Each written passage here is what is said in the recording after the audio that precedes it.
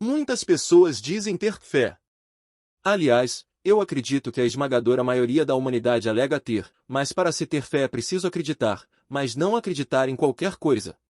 Ter fé requer acreditar no inacreditável, no impossível, no subjetivo, em algo que ninguém pode efetivamente comprovar. Acreditar na vida, por exemplo, é algo complicado demais, em vista das condições que nós vivemos nestes dias tão conturbados. Muito mais quando o assunto envolve Deus, porque o mundo material na maior parte das vezes cega as pessoas. Acreditar num Deus que projetou todas as coisas não é para qualquer um. Porém, a ciência tem dado passos largos na direção de um reconhecimento até pouco tempo impensável. Por exemplo, faz pouco tempo cientistas descobriram que Deus deixou a sua assinatura em nosso DNA. De tudo na natureza, o que mais impressiona os cientistas são as células, a chamada unidade básica da vida. São as menores partes que compõem os seres vivos, vegetais ou animais. O corpo humano é formado por cerca de 100 trilhões de células que dão origem a tecidos e órgãos. We cannot be accidentally caused. Life is not an accident. O americano Douglas Axie estuda biologia molecular há mais de 25 anos. Ele garante: não existe a mínima possibilidade de a vida ser um acidente, um acaso da evolução do planeta. Para ele, as células são complexas demais e só podem ter sido criadas, de propósito, por um ser inteligente. Literally machines that are made out of molecules. Dr. Michael Behe concorda. Ele compara a célula a uma fábrica repleta de máquinas e veículos. Ela produz e troca com as células vizinhas os elementos fundamentais à vida.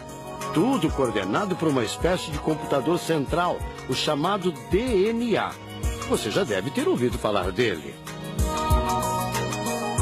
O DNA é um conjunto de informações genéticas que definem as características dos seres vivos.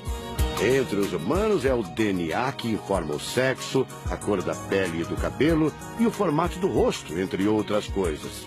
São 6 bilhões de informações condensadas numa estrutura microscópica extremamente eficiente.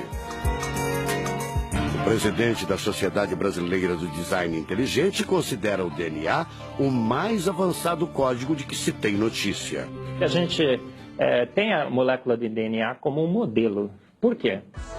Porque quando a gente descobriu essa molécula, a gente viu que é uma molécula fantástica, maravilhosa. E ali evidências e mais evidências de que uma mente inteligente projetou a vida. Porque é o software da vida. E esse software tem o quê? Tem ali um código. E a gente sabe que códigos emanam de mentes inteligentes. Nos Estados Unidos, um grupo de pesquisadores afirma ter identificado uma sequência de números que sempre se repete no DNA humano. Seria uma espécie de assinatura de Deus, segundo o engenheiro da computação Greg Braden. So now we have a definition. Ao considerar a carga dos elementos químicos do DNA, os pesquisadores teriam identificado o seguinte padrão numérico: 10, 5, 6, 5. Eles então passaram a tentar decifrar esse código e tiveram a ideia de substituir os números por letras hebraicas. Em hebraico, a língua oficial de Israel e que aparece na Bíblia, os números são representados por letras, como explica essa professora israelense. A escrita hebraica é muito antiga. Já tem textos escritos 1000 anos antes da Era Comum. E nesta época ainda não inventaram o sistema decimal dos números que usamos agora. Na Bíblia, o Primeiro Testamento, podemos ver não só os números dos versículos e os números dos capítulos, mas também as páginas. A contagem das páginas está feita em letras e não em números. A sequência numérica 10, 5, 6, 5 foi transcrita para as respectivas letras em hebraico: Yud, Rei, Vav, Rei. Veja o resultado. A sequência corresponde à palavra Javé, ou Deus, em hebraico. A Apesar de todo o avanço da medicina, cerca de 90% das informações genéticas ainda são um mistério. O professor Eberlin diz que as descobertas científicas trazem implicações sérias para toda a humanidade, mas cada vez mais reforçam os argumentos de quem acredita no design inteligente, a assinatura de uma força superior. A gente vai ter que entregar essa informação para a filosofia e para a teologia. E a gente agora, como bons filósofos e teólogos que todos somos, a gente vai colocar a nossa filosofia e nossa teologia em cima desse dado científico e optar pela melhor opção. Eu, óbvio, acho que a melhor opção é Deus. Como gente, a gente tem esse direito, né, de especular em cima da descoberta científica de que uma mente inteligente orquestrou o universo e a vida.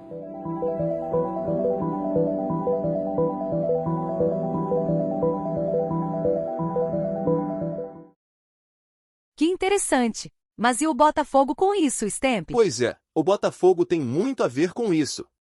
Veja, se o DNA tem a assinatura de Deus, nossos neurotransmissores têm um formato que é bem sugestivo nesta ligação com Deus. Veja esta imagem. O meu amigo Wilson da Costa Santos, que é professor em farmacologia da UF, tem uma definição fantástica sobre ela. Eu uso a imagem de Michelangelo nas aulas de neurotransmissores. Eu faço desse magnífico afresco uma metáfora. Digo que talvez o primeiro ensinamento sobre a transmissão de impulsos nervosos veio nessa obra de Michelangelo, refletindo a obra divina do dom da vida. Olha, eu estou boquiaberta, achei isso fantástico. Mas você está enrolando e não está explicando, Stamp. Você é muito impaciente, mas veja, tudo com o Botafogo tem ligação com o 12 e o 21, certo? Então veja isso.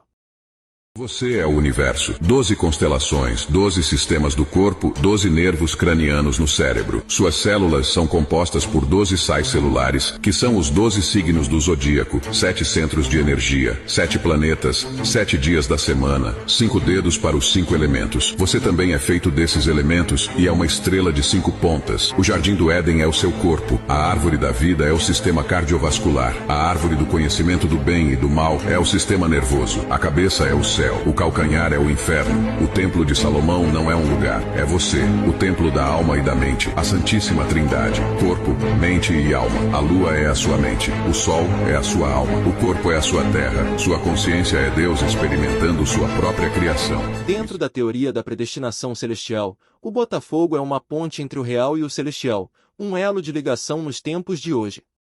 A nossa estrela solitária, que é a brilhante estrela da manhã, é o divino desta predestinação. Quando Deus quis falar com os homens em Pentecostes, usou línguas de fogo. Nos dias de hoje, o fogo é um dos elementos responsáveis por esta comunicação. Este é o divino fogão.